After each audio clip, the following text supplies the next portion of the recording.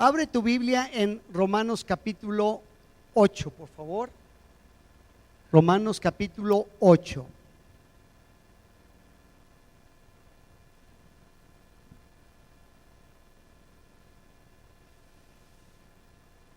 Es un gusto estar aquí en esta mañana o tarde ya, ¿verdad? Mañana todavía. Dice la Escritura, porque el anhelo es capítulo 8, versículo 19, porque el anhelo ardiente de la creación es el aguardar la manifestación de los hijos de Dios. Señor, en el nombre de Jesús, Espíritu Santo, pidiéndote con todo nuestro corazón que seas tú, Señor, el que traigas esta palabra a los corazones de cada uno de nosotros. Señor, tal vez, seguramente todos vamos a escuchar la misma palabra, pero sabemos, Señor, que en forma personal, individual, tú nos estarás hablando, impactando en nuestro corazón. Yo te pido, Señor, que nadie salga de igual manera, sino todos y cada uno, Señor, con la bendición que tú tienes para cada uno de nosotros. Que la unción poderosa de tu Espíritu Santo sea derramada sobre esta palabra y que la podamos recibir y atesorar y vivir a través de ella en el nombre de Cristo Jesús. Amén. Bien, dice, porque el anhelo ardiente, ¿sí?, de la creación. Fíjate los términos que usa aquí la Biblia. Anhelo ardiente, te habla como de un deseo desesperado, ¿no? Anhelo ardiente, es un deseo desesperado. Dice, es el aguardar la manifestación de los hijos de Dios. Y aquí hay dos términos también que quiero puntualizar. Dice los hijos de Dios. Si vamos a Juan capítulo 1, versículo 12, la Biblia nos dice claramente, mas a todos los que le recibieron, a los que creen en su nombre, les dio potestad de ser hechos hijos de Dios. Juan capítulo 1, versículo 12. Juan 1, 12 dice, mas todos los que le recibieron, ¿sí?, les dio potestad de ser hechos hijos de Dios. Y si no lo recibes, o sea, ustedes mismos contéstense, mas a todos los que le recibieron les dio potestad de ser hechos hijos de Dios. Esta es la característica para ser parte de la familia de Dios y convertirnos en hijos de Dios. Todos somos creación, por eso decimos somos criaturas de Dios, porque somos creación de Dios. Pero para entrar a la familia de Dios tiene que ser por medio de como Él establece para que seamos, porque hay una idea como, no, pues todos somos hijos de Dios. La Biblia no dice eso.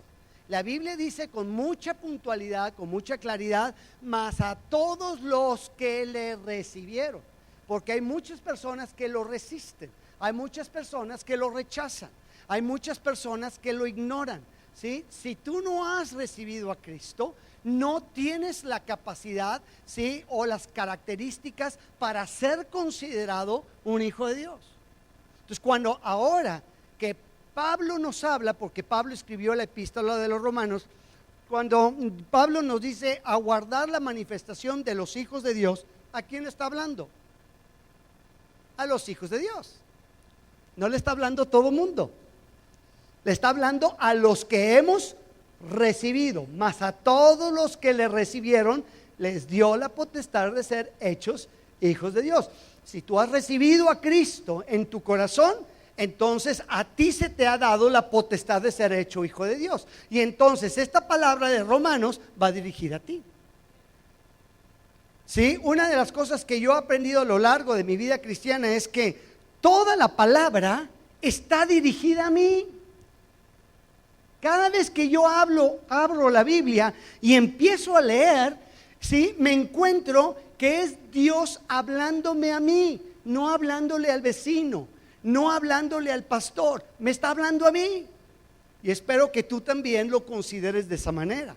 Dios te está hablando a ti, ¿sí?, a los hijos de Dios, a los que hemos recibido la palabra, hemos recibido a Cristo en nuestro corazón. Ahora, otra cosa que quiero mostrar aquí es la palabra manifestación, ¿sí? En el idioma original con el que fue escrito el libro el Nuevo Testamento, que es el griego, dice aquí, la palabra manifestación se traduce como poner al descubierto.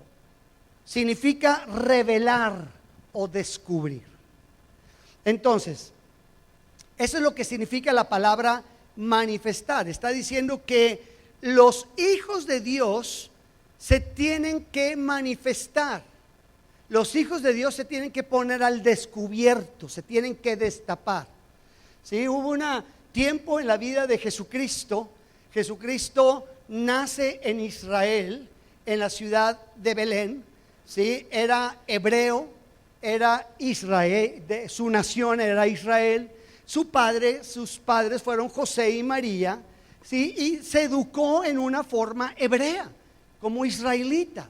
Y Israel, con toda una religión, la religión de Israel es el judaísmo, mas no todos los israelitas o hebreos practican el judaísmo, si entendemos eso, ¿verdad? No todos son judíos. Es que cuando nos referimos a Israel decimos es que los judíos. Yo creo que es un término mal usado, porque no todos ¿sabías tú que en Israel hay ateos? Sí, no todos practican la religión judía. La religión oficial de Israel es el judaísmo, mas no todos la practican. Entonces no todos son judíos, son israelitas, son hebreos, ¿sí? Y algunos son judíos. Pero en la época de Jesucristo, Jesucristo fue israelita, participó en la religión judía. Su papá era carpintero, él aprendió el oficio de la carpintería y estuvo todo un tiempo, hay toda una vida de Jesús encubierta. ¿Sí me explico? La Biblia relata su nacimiento y cómo nació y todo eso, y luego que fue, que salió de ahí porque Herodes quería matar a todos los niños y todo ese tipo de cosas. Y después en los evangelios hay una etapa, hay una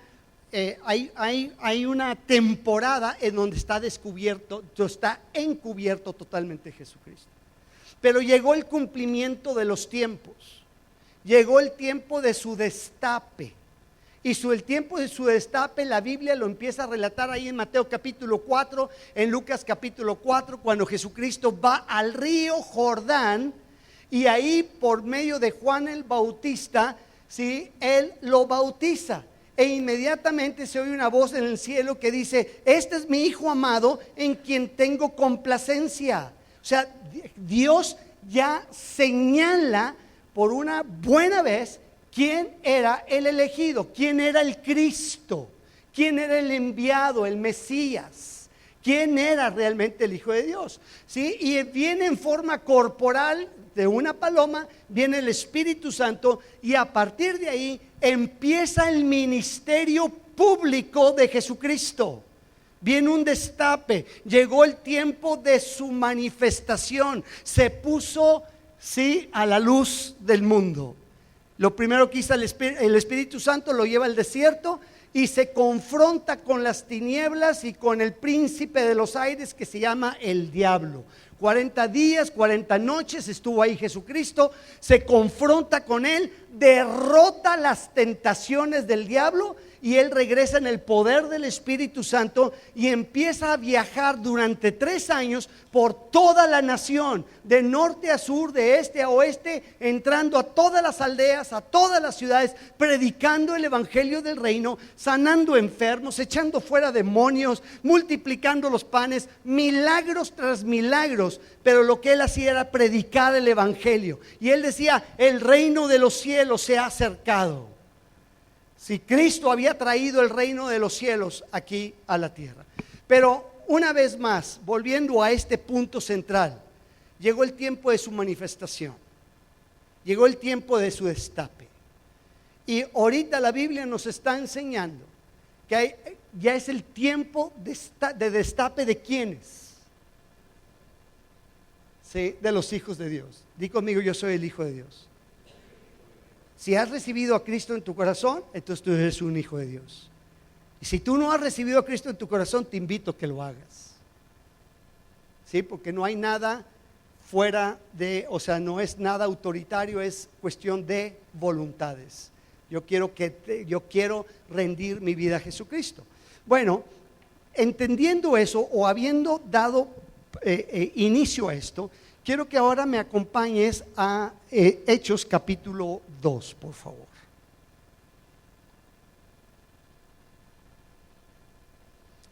Entonces, toda la creación está esperando el destape de los hijos de Dios. Hasta el día de hoy, yo tengo ya muchos años en esto, mis amados. Tengo 32 años caminando con Cristo. Y tengo 27 años de pastor. Tengo muchos años ya en este asunto. Y yo, a lo largo de mi vida cristiana y de lo que yo veo, hay muchos cristianos que no se abanderan. Se dicen ser cristianos, pero no se destapan. Siguen encubiertos. Siguen llenos de temores del qué dirán. ¿Sí? Sentimos temor del hombre, de que nos señalen o nos resistan. O el que yo me abandere como cristiano vaya a perjudicarme en mi negocio, en mi trabajo, en esto, en lo otro. O con mi familia propia. Los primeros que te van a resistir son tu propia familia, los más cercanos de ti. Bueno, cuando menos así fue en mi propio caso. Cuando yo recibí a Cristo, cuando mi esposa recibimos a Cristo en nuestro corazón, los más fuertes para resistirnos fueron nuestras propias familias, ni siquiera nuestras amistades. ¿Sí? Pero nosotros estábamos determinados, digan conmigo, determinados. Determinados. O sea, Cristo había impactado nuestra vida. Los dos venimos, Cristi y yo, mi esposa y yo, venimos de religiones, ¿sí? Pero la religión no nos había dado a conocer a Jesús. ¿Estás entendiendo esto? O sea, tuvimos un encuentro con este Dios todopoderoso que se hizo carne. Él es el Verbo encarnado, ¿sí? Y ese día Cristo se encarnó en nuestro corazón.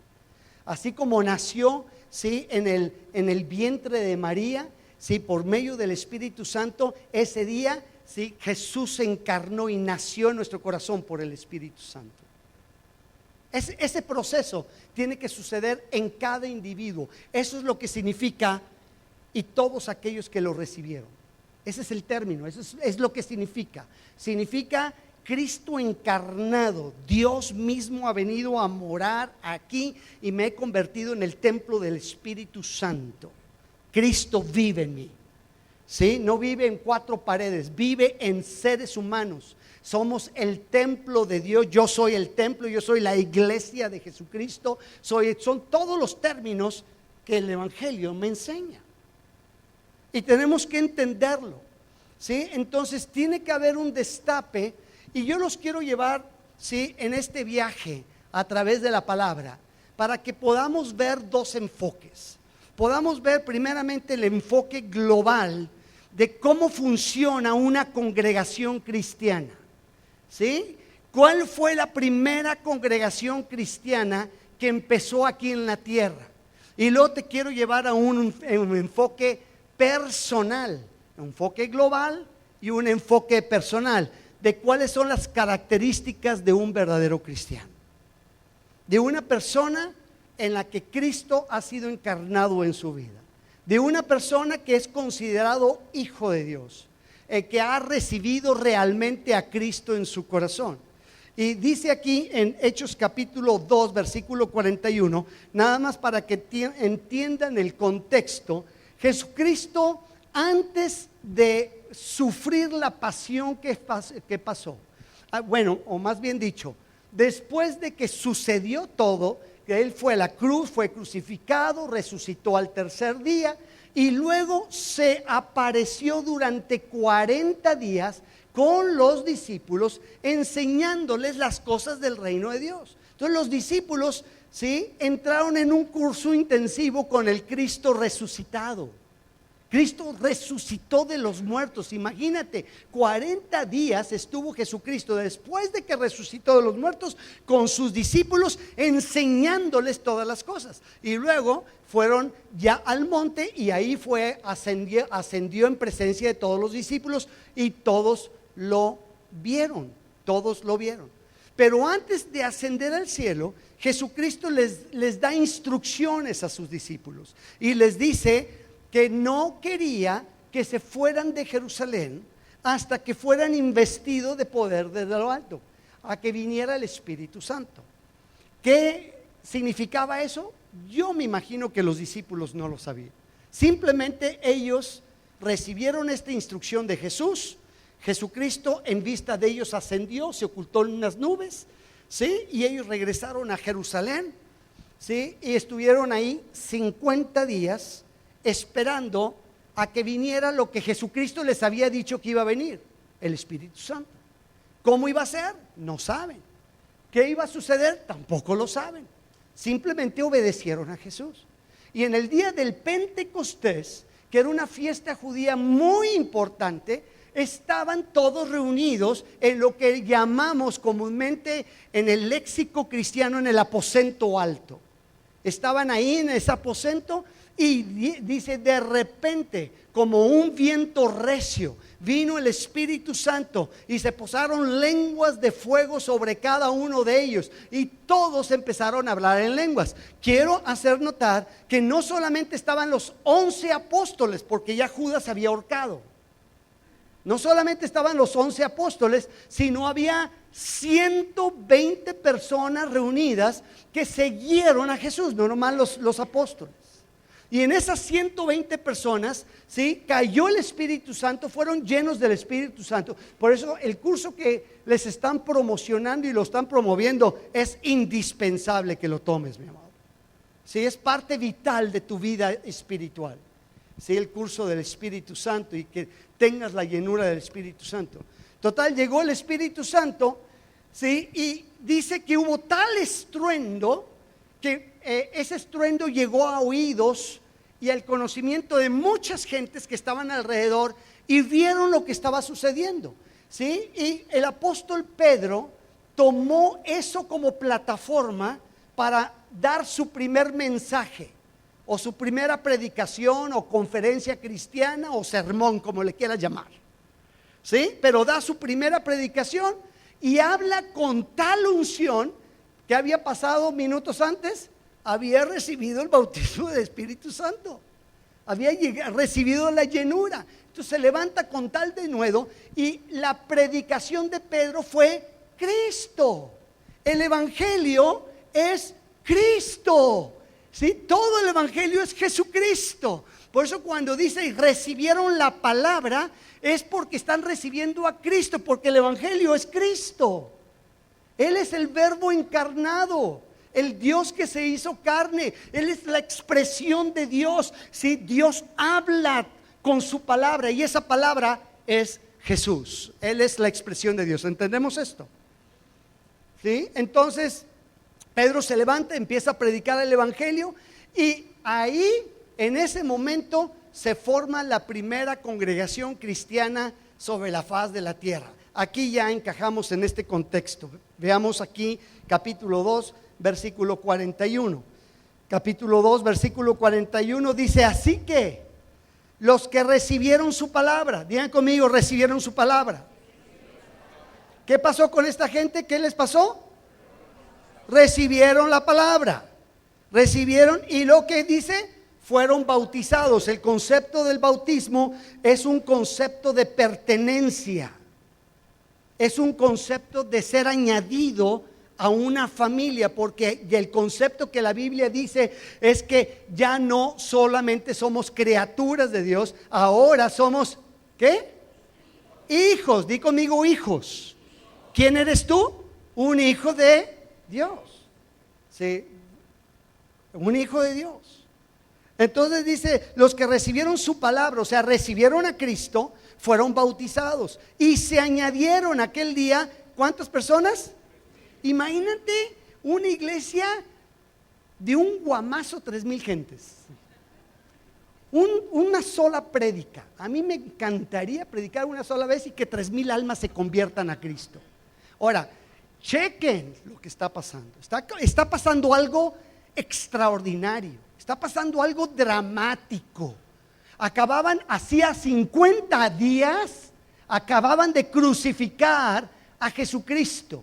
La religión judía había rechazado rotundamente a Jesucristo. Lo habían crucificado. ¿Sí me explico lo que está pasando? Y de repente israelitas judíos, hebreos, empiezan a convertirse ¿a quién? A Jesús, el Mesías, el Cristo. ¿Sí? ¿Pasó algo en Jerusalén? Claro. O sea, trastornaron estas gentes, trastornaron la ciudad de Jerusalén. La trastornaron. 3,000 personas se convirtieron simultáneamente con la predicación del apóstol Pedro. Ahora, fíjense las características de la formación de esta iglesia. Y mis amados, hasta el día de hoy, esto es lo que toda iglesia cristiana tiene que estar haciendo. Esta es la palabra de Dios. La palabra de Dios no ha cambiado. La palabra de Dios es la misma ayer, hoy y por los siglos de los siglos. Todo pastor cristiano, ¿qué es lo que tiene que ministrar y compartir? La palabra de Dios. No, yo no voy a predicar mi palabra porque mi palabra o lo mío no produce vida, ni rescata ni perdona pecados. El único que rescata, produce vida y perdona pecados se llama Jesucristo. Él tiene que ser anunciado, Él tiene que ser predicado. Su evangelio, el evangelio es poder de Dios para salvación a todo aquel que cree. Eso es lo que tiene que ser predicado, Cristo. Y lo que vamos a leer a continuación es una vista global de lo que tiene que estar sucediendo en toda congregación cristiana. Miren, todos nosotros hemos sido conformados al sistema del mundo. El mundo nos ha educado a pensar y actuar de una manera. Todos nosotros, en todas las sociedades del mundo, todos estamos totalmente adoctrinados a pensar como todos los demás, como todo el mundo. Pero de repente llega Cristo, y Cristo, en lugar de seguir toda una doctrina que ya estaba establecida en Israel, empieza, ¿sí?, a traer algo totalmente diferente, a predicar el evangelio del reino. Ya no empezó a predicar el judaísmo, ya no empezó a proselitar hacia el judaísmo. Él empezó a dirigir y enfocar a todo mundo hacia Dios, hacia el Padre. ¿Entienden esto? Hasta el día de hoy eso sigue. Si todos tenemos, sí, como dice ahí en Juan 14:6, yo soy el camino, la verdad y la vida, y nadie va a llegar al Padre sino a través de Amistad de Puebla La Paz. No llegamos al cielo así, ¿verdad? Así no dice la Escritura. O sea, tenemos que observar lo que dice la Escritura. ¿Qué dice la Escritura? Yo soy el camino, la verdad y la vida. Nadie llega al Padre sino por mí, por medio de Jesús. La manera de llegar al Padre es por medio de Jesús. ¿Quién tiene que ser anunciado? Jesús. ¿Quién tiene que ser predicado? Jesús. ¿Sí? Y los hijos de Dios, ¿sí?, estamos llamados a manifestarnos para anunciar a Jesús. Tenemos que salir del destape, mi amado.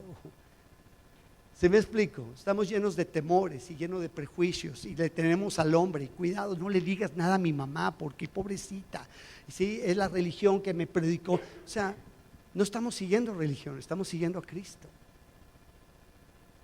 Pero tiene que haber un destape ya, mi amado. Como hubo aquí. Aquí está pasando algo dramático. 3,000 gentes convertidas a Jesús, y 50 días antes lo habían crucificado, lo habían rechazado.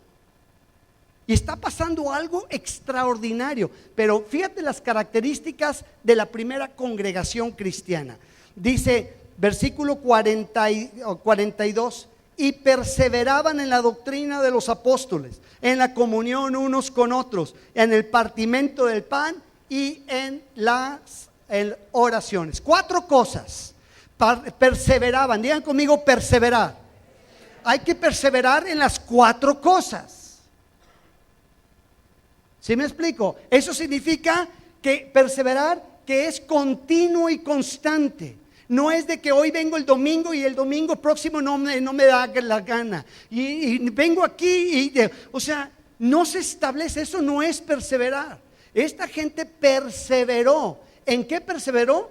en la doctrina de los apóstoles. Eso significa en la palabra de Dios. Perseverar también en la comunión unos con otros. Y eso se logra por medio del Espíritu Santo. Y luego tenían también perseverar en el partimiento del pan. Y eso nos habla de la unidad que tiene que existir entre todos nosotros. ¿Y qué más tenemos que perseverar? En las oraciones. Estas 4 cosas tienen que estar en la vida de toda iglesia cristiana, que argumentamos que Cristo es nuestro Señor. O sea, no hay para dónde jalarnos, no estamos inventando el hilo negro. Me explico, aquí está escrito, esta fue la primera iglesia cristiana, esto es lo que empezaron a hacer, esto es lo que se estipuló que se tenía que hacer. Y mira los resultados de hacer todo esto. Fíjate lo que dice, versículo 43. Y sobrevino temor a toda persona. O sea, está hablando de Jerusalén. La palabra temor también se traduce como respeto a toda persona. Y muchas maravillas y señales eran hechas por los apóstoles. Todos los que habían creído, ¿qué dice? ¿Te das cuenta cómo Dios nos quiere juntos? Todos los que habían creído, todos los que habían recibido la predicación de Cristo estaban juntos y tenían en común todas las cosas, y vendían sus propiedades y sus bienes y los repartían a todos según la necesidad de cada uno. Dice, y perseverando, digan conmigo otra vez esa palabra, perseverando. Son claves, palabras claves que tienen que estar en tu vida. Perseverando, dice, unánimes, ¿sí? Cada día en el templo y partiendo el pan en las casas, comían juntos con alegría y sencillez de corazón, alabando a Dios. ¿Qué hacían en esas reuniones? ¿Qué hicimos hace ratito? ¿Qué estamos haciendo el día de ahorita, en esta hora?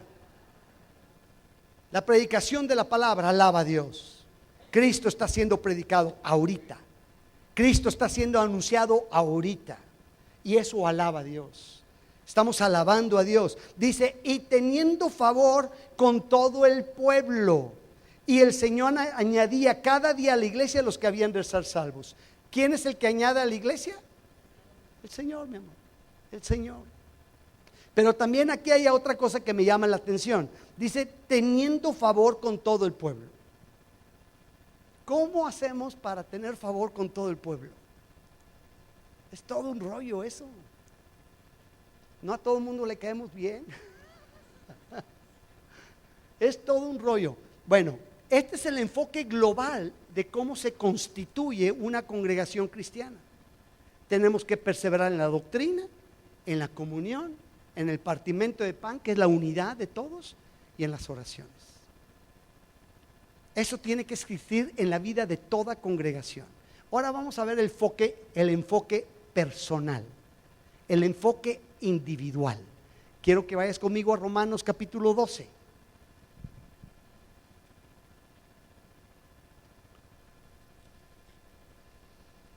Voy a tener que dar 4 puntos en 13 minutos.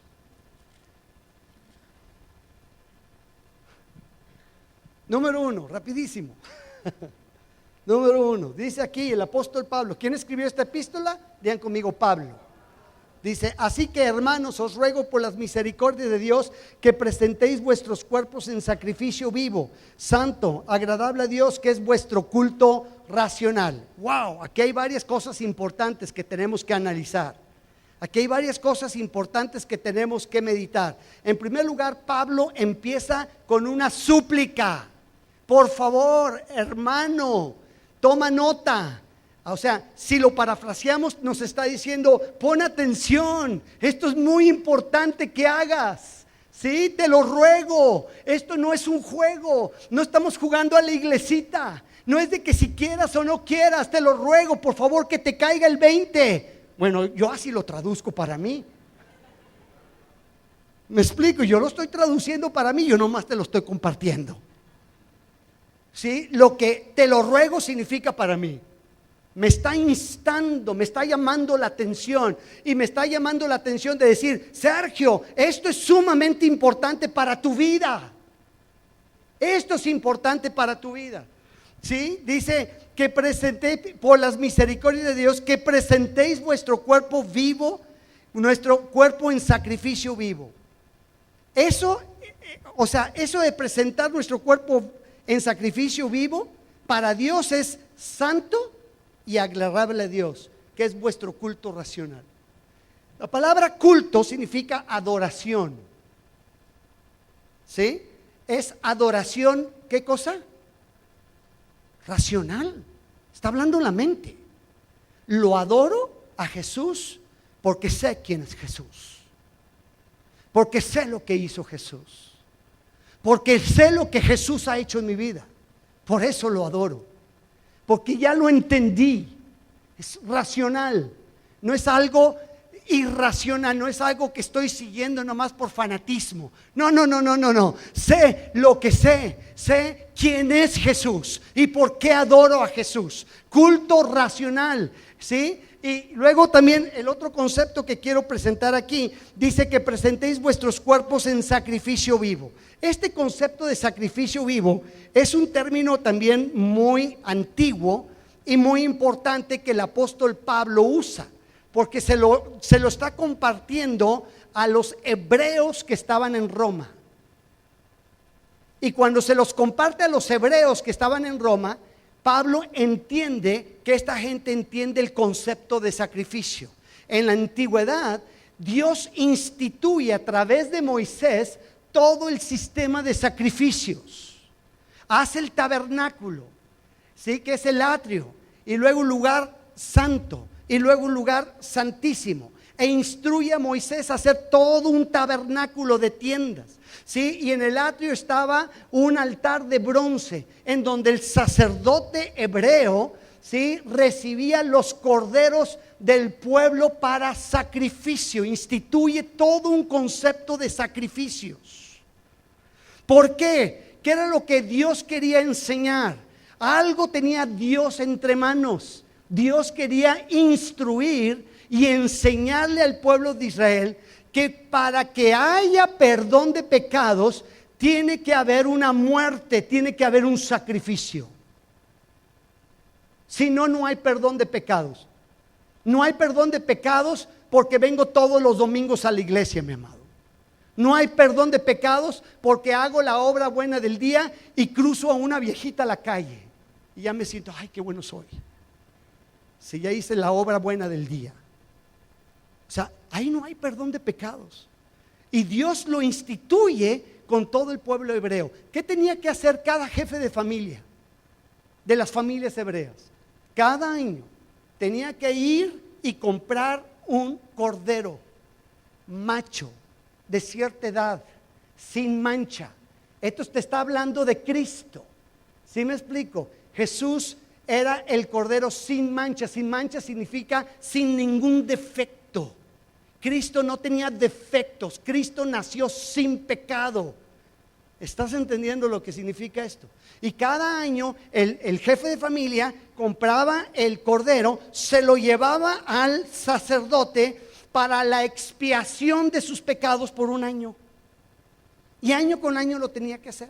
Entonces se lo entregaba el sacerdote usaba el altar de bronce y sacrificaba el cordero, derramando la sangre. Todo esto tenía una implicación profética. Todo esto tenía una implicación apuntando hacia lo que Dios iba a hacer definitivamente por medio de su Hijo Jesucristo. Por eso cuando empieza su ministerio y llega con Juan el Bautista, el Espíritu Santo ilumina a Juan el Bautista y lo identifica. ¿Sí? Fue bien chismoso Juan el Bautista. Dio a conocer quién era el Cordero de Dios que quita el pecado del mundo.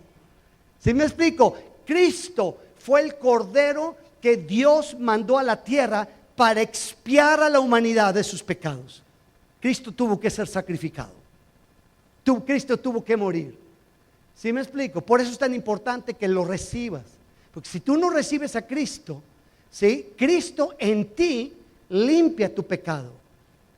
Y si limpia tu pecado, entonces ya puedes entrar al reino celestial. Pero si Cristo no ha venido, entonces el sacrificio de este cordero que Dios mandó para expiar tu pecado no ha sucedido porque no le has recibido. Lo tienes que recibir, lo tienes que reconocer. y lo tienes que tener en tu corazón, porque si no, tu pecado permanece. Y es el pecado lo que te condena. Es tu pecado lo que no va a permitir que tú entres al cielo. ¿Estás entendiendo esto? O sea, no es Dios el que evita que entres al cielo. O sea, como decía Jesús ahí en Juan capítulo 3, yo no he venido a condenar el mundo. Yo he venido a salvar el mundo. El mundo ya está condenado. Y hay una condena de muerte sobre la humanidad. Y ahí todos los humanos están en pecado. Por eso Dios, santo y puro, tuvo que hacerse hombre para traer el rescate y la oportunidad que le quería brindar al hombre. Pero ahora tú y yo, ¿sí?, en nuestro libre albedrío, tenemos que decidir por Cristo. Yo lo decidí hace 32 años. Mas a todos los que le recibieron, les dio potestad de ser hechos hijos de Dios. Entonces, el sacrificio de tu vida, sacrificio, la palabra sacrificio viene del griego tosía, que significa matar con un propósito. ¿Para qué llevaba el jefe de familia israelita el cordero al sacerdote? Para matarlo. Iban a matar al cordero. ¿Cuál era el propósito de que lo matara? La expiación de su pecado. Entonces significa el sacrificio vivo, significa matar con propósito, consciente, su culto racional, consciente. Lo primero que tienes que hacer, este versículo 1, como punto número 1 en lo particular, tienes que tener a Cristo en tu corazón, tienes que consagrar tu vida, mi amado, tienes que recibir a Cristo. Si este punto de partida no está, no hay nada más. Esto es el inicio, esto es lo que particiona tu vida en antes de y después de. Mi vida cambió Sergio Treviño cambió en antes de Cristo y después de Cristo, cuando Cristo llegó a mi vida. Ahora soy una nueva persona en Cristo Jesús. Punto número 1, tu vida tiene que estar consagrada al Señor, tiene que estar rendida. Matar con propósito significa yo mato mi yo, quebranto mi vida y me entrego a ti, Señor, porque tú eres mi Salvador. No voy a tener salvación, no voy a tener redención, ¿sí?, fuera de ti. ¿Sí me explico? No te va a salvar venir todos los domingos a la iglesia. Ahora no me malentiendas, ¿sí? Por eso vimos ahí en Hechos capítulo 2 la importancia de estar juntos y de estar en la doctrina de los apóstoles. Es una práctica global de toda iglesia. Entonces tenemos que rendir nuestra vida y consagrarla a Dios. Número 2, viene en el versículo 2, no te conformes a este siglo, sino transformados por medio de la renovación, dice, de vuestro entendimiento, para que comprobéis cuál sea la buena voluntad de Dios, agradable y perfecta. Tu mente tiene que ser renovada, es todo un proceso. La Biblia le llama proceso de santificación, de transformación. En el momento donde yo recibo a Cristo, el Espíritu Santo viene a habitar en mí y el Espíritu Santo empieza a tomar esta palabra y empieza a redireccionar mi vida, me empieza a reeducar todos mis conceptos de cómo pensaba, todos mis paradigmas, todos mis argumentos empiezan a ser reformados. Por eso dice el apóstol Pablo, no te conformes a este siglo, no te acomodes a este sistema, hay algo mucho mejor para ti. El sistema de Dios en tu vida va a ser increíble. Yo no llevo un matrimonio como todos los demás. Ahora llevo un matrimonio de acuerdo a como Dios lo dice. Yo no llevo una paternidad como me conformó el mundo. Ahora llevo una paternidad como Cristo me está enseñando. Estoy siendo reeducado. Eso habla de una decisión de cambiar de vida, cambiar tradiciones, cambiar estilos. Sí, todos traemos un bagaje y traemos una inercia de vida. Eso tiene que ser transformado. Para que haya una transformación, tiene que haber un viraje drástico. Si la ciudad, ¿qué estaba pasando con Jerusalén? Jerusalén estaba siendo trastornada totalmente. ¿Por quién? Gente determinada que empezó a predicar de Jesucristo, que estaban llenos del Espíritu Santo. Y empezaron a predicar a Cristo por todos lados. Revolucionaron toda la ciudad de Jerusalén. ¿Sí? El punto de inicio del Evangelio es Jerusalén. No ningún otro lugar, es Jerusalén. Ahí empezó todo. Con Cristo empezó todo. Entonces, tú y yo tenemos que tener y estar dispuestos a tener una transformación de vida. Tengo 32 años caminando con Cristo.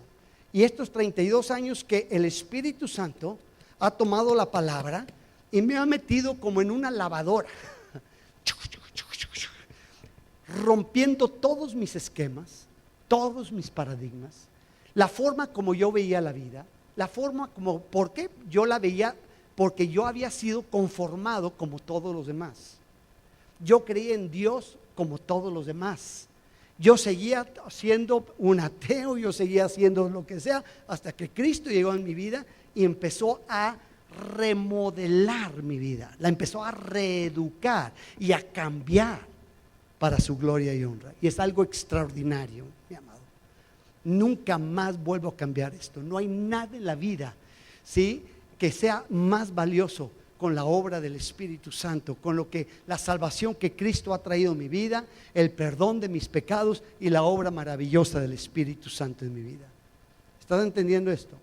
Entonces, punto número 1, consagración. Punto número 2, ¿sí?, tienes que estar en una continua transformación, ¿sí?, que la palabra te esté llegando y te esté transformando y modificando toda tu manera de pensar. Punto número 3, rápidamente, me quedan 12 segundos. ¿Creen que lo puedo hacer? Pero ¿quién me regala unos minutitos más? ¿3 minutos? ¿3? ¿Sí? ¿3? Ya llevamos 6. ¿Otros 3? Ya llevamos 9.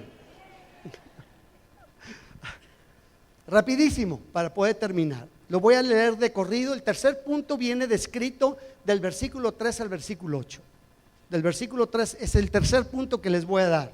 Digo pues, por la gracia que me es dada, a cada cual que está entre vosotros, que no tenga más alto concepto de sí que el que debe de tener, sino que piense de sí con cordura, conforme a la medida de fe que Dios repartió a cada uno. Porque de la manera que en un cuerpo tenemos muchos miembros, pero no todos los miembros tienen la misma función. Así nosotros, siendo muchos, somos un cuerpo en Cristo. Digan conmigo, somos un cuerpo en Cristo. Y todos miembros los unos a los otros. De manera que, teniendo diferentes dones, según la gracia que nos es dada, si el de profecía, úsese conforme a la medida de fe. Dice, o si de servicio en servir, o el que enseña en la enseñanza, el que exhorta en la exhortación, el que reparte con liberalidad, el que preside con solicitud, el que hace misericordia con alegría. Yo a este punto le llamé una vida de compromiso y servicio en la iglesia. Yo ya soy hijo de Dios, pertenezco a una comunidad, pertenezco al pueblo de Dios, soy la iglesia de Jesucristo. Y eso me hace tener un compromiso. El día que yo pacté con mi esposa, ¿sí?, en matrimonio, eso me hizo en ese momento tener un compromiso. ¿Estás entendiendo esto? Tengo un pacto matrimonial. Y el pacto matrimonial se lleva a través de un compromiso y responsabilidades que generan ese compromiso. Toda relación, para que crezca, tiene que haber compromiso, ¿sí? Para que crezca mi relación con Dios, tiene que haber compromiso. Digan conmigo, compromiso. Y es lo que Pablo está diciendo. Primero te está diciendo, entrega tu vida a Cristo, conságrala. Punto número 2, o sea, que tengas la mentalidad de una continua transformación que va a ser el Espíritu Santo en tu vida. Número 3, entiende que Dios tiene un propósito para ti. ¿Sí? Por eso Pablo empieza en el versículo número 8, empieza diciendo, digo pues, por la gracia que me es dada, dice, a cada cual que está entre vosotros, que no tenga más alto concepto. La gracia que me es dada. Eso implica el llamado que Dios deposita en la vida de cada persona. ¿Sí? A ti se te ha dado una gracia. Se te ha dado un llamado. ¿Cuál era la gracia que Dios le dio al apóstol a Pablo? El ser apóstol a los gentiles. Y lo colmó de dones para desarrollar la gracia que Dios le estaba dando a Pablo. Entonces, cada uno de nosotros tenemos una gracia que Dios nos ha dado. Por eso dice en el versículo 6, Dice, de manera que teniendo diferentes dones, según la gracia que nos es dada. Digan conmigo, según la gracia que nos es dada. A ti se te ha dado una gracia, se te ha dado un llamado. ¿Sí? ¿Cuál es ese llamado? El reto de tu vida es seguirte congregando para que la palabra y el Espíritu Santo te vaya enseñando cuál es esa gracia. Yo ya entendí la gracia que Dios me ha dado. ¿Cuáles son las funciones? ¿Cuál es mi llamado? Y para cumplir con ese llamado, Dios me ha dado dones especiales para que cumpla el propósito que Dios ha dado en mi vida. ¿Entienden esto? Entonces hay un compromiso. Es un compromiso, no es de que yo no participo, yo nada más me siento y dame. No funciona ninguna relación así. Si yo me casé con Cristi nada más para que ella me haga de comer, para que ella me dé hijos, para que ella esto y pues esa relación no va a perdurar, ¿verdad? En una relación va ida y vuelta. ¿Sí me explico? No hay relaciones unilaterales, las relaciones son bilaterales. ¿Quieres la bendición de Dios, pero sin hacer lo que dice Dios? Pues ¿cómo? Pues eso no funciona. O sea, es por sentido común, ya ni siquiera bíblico, sentido común. Si yo quiero la bendición de Dios, ¿sí? Genero un compromiso con Dios a través de toda esta relación que estoy haciendo con Cristo. Servicio y compromiso. Y número 3, la última, viene a partir del versículo 9 al versículo 21. Leamos seguido.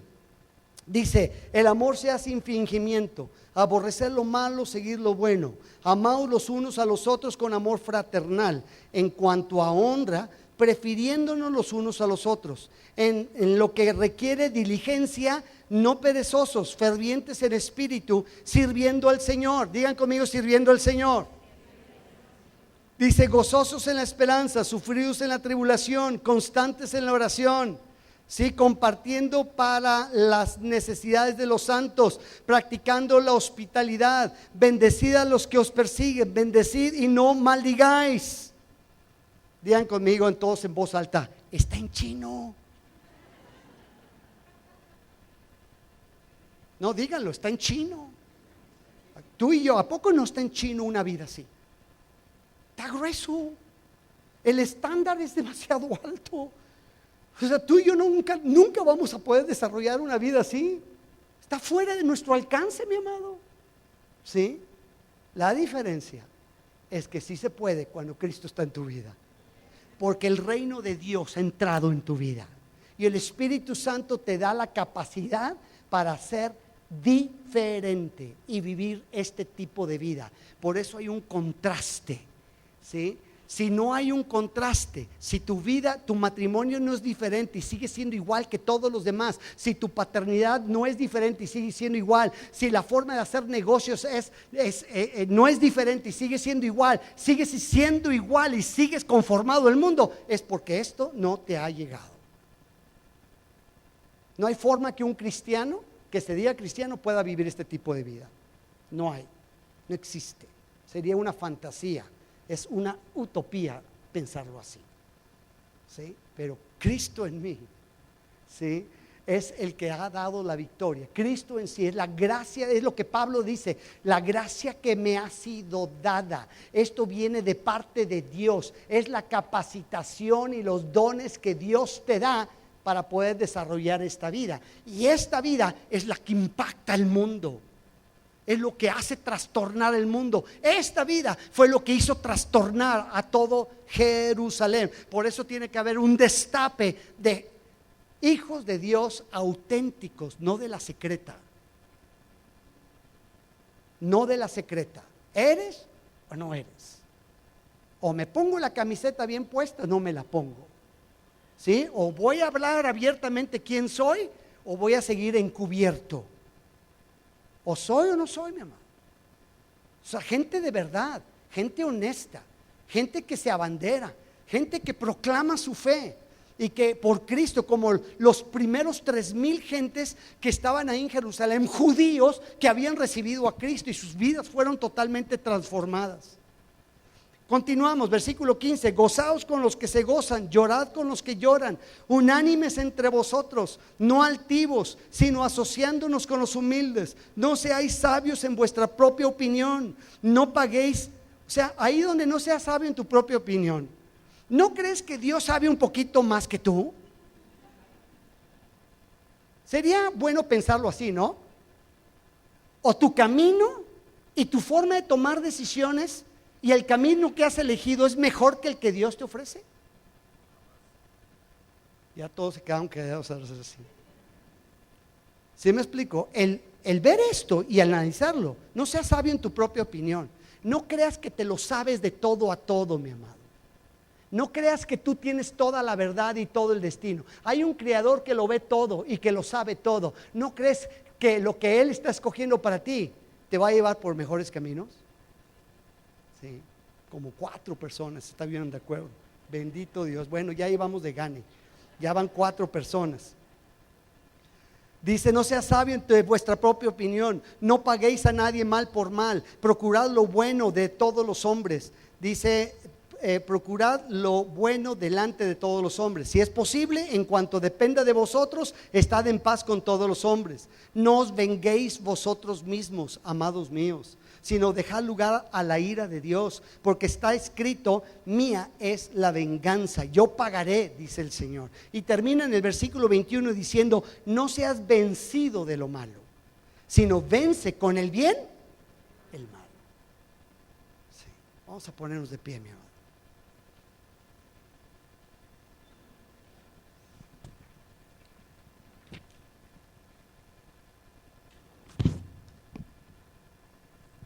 La Biblia nos lleva para poder ver el enfoque global de cómo se constituye una iglesia, cómo empezó a formarse, cómo se formó la primera congregación cristiana, predicando de Jesucristo. Y luego el apóstol Pablo se va mucho más directo y te dice, estas son las características de un verdadero cristiano. No hay otras, estas. Una vida entregada a Cristo, una vida en constante transformación, una vida de servicio y de compromiso con Dios, con la iglesia, ¿sí? Y el carácter de Cristo impactando a todo el mundo que está a mi alrededor por mi estilo de vida que me da este libro, que me da el Señor. Estoy viviendo el reino de Dios aquí en la tierra. Lo que Dios establece como el reino de Dios, el matrimonio que Dios nos manda, la vida que Dios nos manda. No vivir una dualidad. En la casa vivo de una manera y fuera, y en la iglesia pongo mi carita de santo.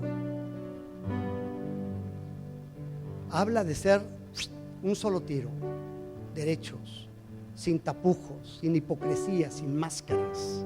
Cristo en ti. ¿Está Cristo en ti o no está Cristo en ti? Este es el evangelio, mi amado. O sea, no es crear religiones y jugar a la iglesita, no. Esto es en serio, es Dios en la vida de una persona. Eso es lo que cambia todo. Y cuando hay una persona, ¿sí?, que persigue este ideal, ¿sí?, impacta. O sea, a mí me impresiona gente que está decidida y que hace cosas extraordinarias por proclamar el nombre de Cristo. Yo digo, wow, ese cuate es un enajenado. Ese cuate es una persona que por sus convicciones y su fe y lo que Dios ha hecho en su vida está dispuesto a lo que sea. No tiene temor de nadie, no tiene temor de la sociedad, no tiene temor del qué dirán. Sí, ¡pum! Eso es lo que transforma. Porque Cristo es la fuerza, sí, más grande para hacer un viraje en toda esta sociedad. Si no, no va a haber el viraje. Gente trastornada por Cristo. Sí. ¿Cuántos trastornados por Cristo hay en esta tierra?